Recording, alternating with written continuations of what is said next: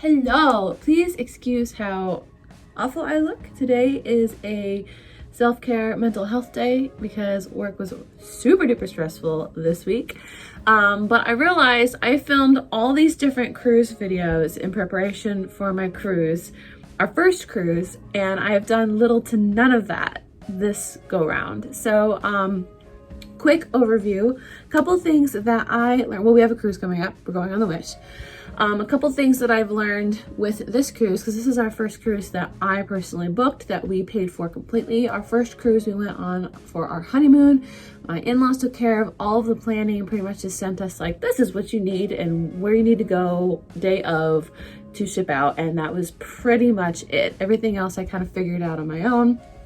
This go round, I paid for it, booked it, researched it, so on and so forth. So one thing I did not know is you can actually pay for your cruise in little portions at a time. So you can book it as soon as, I believe as soon as the itineraries come out, and then you can slowly pay for it and it'll save your spot. And then you have until I think like 60 or 90 days. I could be totally wrong about that.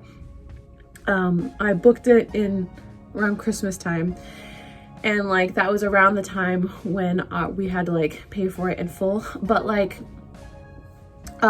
you have until that time frame to pay for it in full, or else I guess you lose your reservation. I waited until I had enough money to pay for it and then paid for it like as soon as I possibly could, when I totally could have booked it when we decided that we wanted to go sometime in March and then just slowly paid for it. But it's okay, it's fine. It was kind of like my treat to Jared in a way for Christmas. But anyway, so we booked it online. You have from, it's like a month out, I guess, to choose different activities and things. Or no, sorry. You have until a week or 2 weeks before the cruise date before you can choose different activities and things. We are technically a part of the Castaway Club because we've not only been on a cruise, we've been on actually 2 cruises because our first cruise was a back-to-back.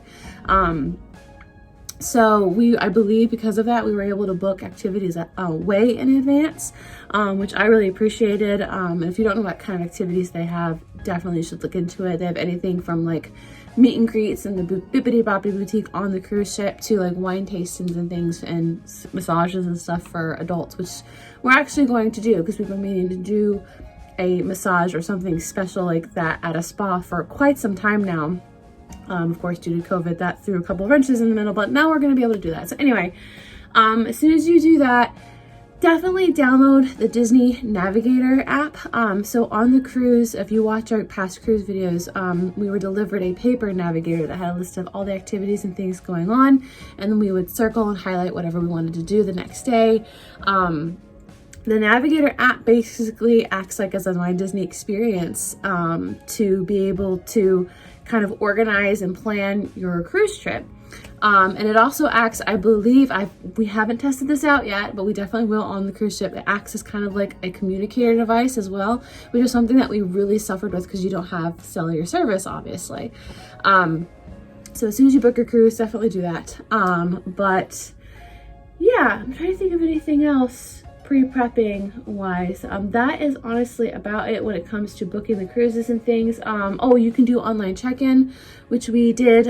We've submitted all of like our documents and things. I'm still going to bring them with us just because I'm paranoid. But we submitted like all the citizenship documents and things, so on and so forth. We don't plan on going to the Bahamas, so I don't think that will be an issue because we don't have passports. Because technically Castaway Key, you can go on to that without having a passport because it's not traveling to another country, if that makes any sense. But anyway, I wanted to show you some of the things that I've gotten recently. So first, this is actually this is literally the diary that I had from our first cruise that I used. And I put down like everything from like what we did at this time, what we did at that time, what the routine was like. And so I've kind of like re-looked at my notes that I had from 5 years ago to see kind of like what the plan was like every day and how it worked, because I honestly could not remember like when we went to breakfast and what we did for breakfast because we had such a long time on the cruise ship. And that said, because our cruise was 7 days the first time, and then this one is only 3 days, we went on the Wonder, which is a lot smaller of a ship. We're going on the Wish, which is a bigger ship. So we have more ship for less time. So this kind of stuff was really important. Something that I got, because I realized I didn't really wear my ears a lot when I was at the pool. So I actually got this really cute little visor to protect my face from the sun, so that way I don't have to bring my giant hat with me every single time. I actually got this from Etsy. So the hat came like this, except it had a little gem right here. And this is a patch that I also bought from Etsy, and I just kind of like hot glued it on there. You can kind of see the remnants of where the gem was. But it looks really, really cute, and I really love how this came out. So I'm gonna be wearing this when we go to the pool. I also got, because I realized I don't really have like a jewelry holder, which is really odd. I guess we just don't travel a lot where I need to wear a lot of jewelry. And so I just got this from Amazon. I actually want to like get a little patch to kind of put here. I haven't decided what yet, but I'm going to put like all of my jewelry and things in this, so that way it's easy to store. Oh, also, fun fact, our room is actually an accessibility room. So that means that some of the things are going to be set up a little different. Things might be lower to the ground, so people who are like in a wheelchair can like grab it. There's going to be ramps for things more, automatic doors, a lot of things like that. And also something that I didn't take in consideration, the room's actually going to be bigger. Bathroom is bigger. The bedroom area looks bigger from what I've seen.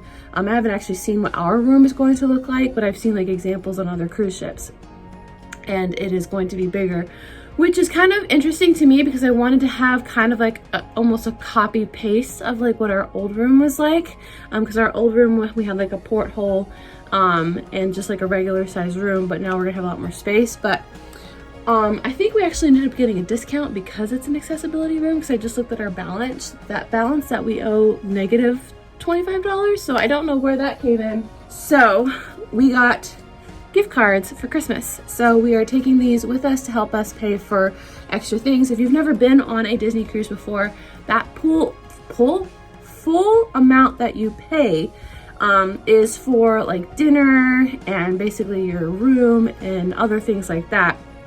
The only thing that payment does not pay for is basically the only thing that you would have to buy or extra purchases is any merchandise that you pay for. And then also like the lounges and like alcoholic drinks. So if you have anything like at dinner, because you do have assigned dinner times, if you have anything at dinner, or if you eat anything at, they have like a lot of buffets and like other restaurants for like breakfast and lunch that you can eat at. If you eat anything from those locations, it doesn't cost you extra. But if you go to like a lounge afterwards or like a cafe, like on our first cruise, Jared went to a lounge almost every night because he really liked the Cadillac Lounge, and I went to get coffee every morning. Those purchases were extra. They were not a part of it. So because there's a lot of lounges on this cruise, and I know I'm going to want to buy something merchandise-wise, we have some Disney gift cards, one for each of us to be able to use on the cruise. And I plan on getting like another two, so that way we have like a little extra. Something I did not think to bring or plan to bring. So my mom got me this a long time ago, and I've rarely ever used it. For your, I think it's called the key to the world. That and I may not be correct. It's basically for your room key. You have to keep it on you at all times because it's like almost like an identification card as well. And, but like it'll get you into anything. You can pay with it. It works for everything. So this is mine that I have, and I'm going to keep some gift cards in the back here. Again, cannot remember where I got this. Super cute. I think my mom got it for me, but this is going to be mine. And then this I got for Jared off of Etsy because he loves Stitch, and he does have a lanyard that he's going to use. It's like one of the cast member Captain America ones he got a long time ago.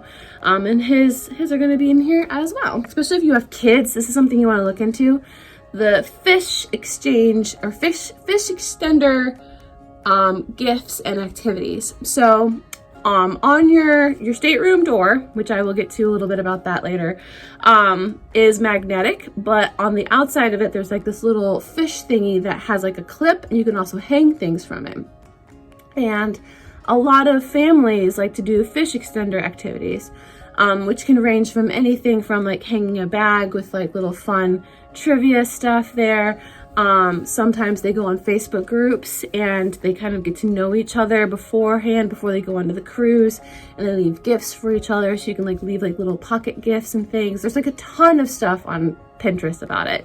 It's like a whole community thing. It's very similar to pin trading.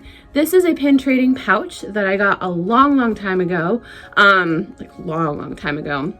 So what I'm going to do is I have a number of pins. So I used to pin trade with guests all the time. So I have, or just pin trade in general, I have a ton of extra pins that I have nothing to do with.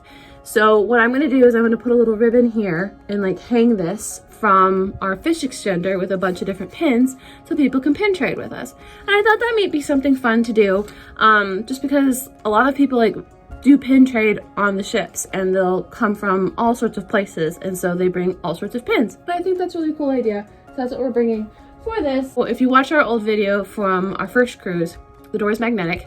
I'm going to print out a number of cute little images and things. I printed one out for like my first Castaway Cay 5K, which is self-done now. It's not done as like a proper race, and it's based on the honor system. So if you run the 5K, you just go to the rental booth at Castaway Cay and you can get your medal. It's kind of a bummer for me, but whatever. But anyway, I had like a magnet for that. I had a magnet for like our first cruise, had a magnet that said like honeymoon. I brought like a cute little picture of like us in a photo booth and put it on there. Just like it's something like this is who lives here type of a thing. And I thought it was really cute because a lot of other people do the same thing. They'll decorate their doors with a bunch of different fun things. I think that's really cool. But anyway, going on to what we thought that we didn't need. I'm going to be bringing some fuel rod chargers or some iPhone chargers just to keep on us in case we like go to Castaway Cay or we go somewhere where we won't have a plug accessible. We are downloading entertainment. Something that we really didn't think that we were going to need to do was to download entertainment. But there are moments when you are in your stateroom or you're just somewhere where either you don't want to watch what the TV's playing or you don't want to listen to something and you have no internet. So it's not like you can just like listen to, because we use Spotify, a lot of our entertainment is like YouTube and stuff. So like all of our entertainment is constantly streamed from the internet. It's not actually on our phones and our laptops and things. So including games. And so what we're gonna do beforehand is download like movies, episodes, and a couple of other things. So that way we have something to watch or read, like on my Kindle, for example, when we're not, being entertained. Because I don't even know if I'm going to bring a physical book. I think I'm just going to bring my Kindle. That said, your checked-in bags and your day bag, what you put in that is so important, especially if you have a back-to-back cruise, because that was something that Jared and I really struggled with. Because our back-to-back cruise, I just threw everything into our bag. Or no, I just left everything in our room thinking, oh, we would be able to come back to the room. Well, we weren't able to go back to the room for quite some time. And I left all of our entertainment in there. I just threw like a couple of things in our day bag and didn't think anything of it. And so if you do a back-to-back cruise, make sure you take extra things with you, like entertainment and things that you might need, because you may not go back to your room for a while. Because think about it this way. When you exit the boat, they do a security check, and then they have to check all the rooms and they have to check everything before they can let started people back onto the ship. And so that can take some time. So if you do have back-to-back cruise, make sure to put extra things in your day bag with you, just in case you aren't able to go back to your room. But that said, you are able to check in, go into the ship, walk straight to your room, typically. We have early access, so I don't know if that will be the case for our ship. But when we go onto the ship, we may not have our luggage, because you check in your luggage when you check in at the front of the ship, and it's not going to immediately magically appear in your room. So again, make sure to have things like I wish that I brought my magnets, because we could have decorated the doors, but I left that in the checked bag, and just little things like that. So yeah, bring books, headphones. I'm going to bring earbuds and Bluetooth, just in case my Bluetooth die. I always keep extra. Make sure to keep medication with you in your day bag. It's very, very, very important. So medication like that. Also, like Dramamine. I was seasick I don't get seasick. I was seasick the first day of our cruise.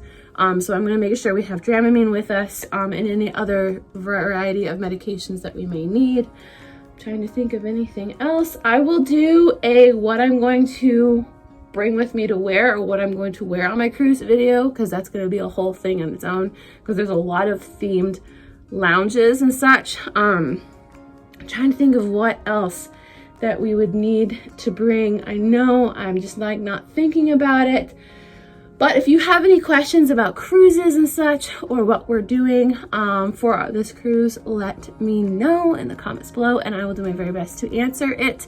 There are a couple things, because it has been so long, and because COVID kind of changed a lot, there's going to be a lot of things that are different for us this go round than the last cruise, let alone the fact that the ship is so much bigger. So I'm sure there's going to be a whole lot more to share with you guys afterwards. Yeah, and that is about it. Thank you guys so much for watching this video, and I'll see you guys in the next one. Remember, our Disney race is coming up literally a week from the day I'm filming this. I'm going to the Princess Expo, and I'm so beyond excited. So I will see you guys then. Bye.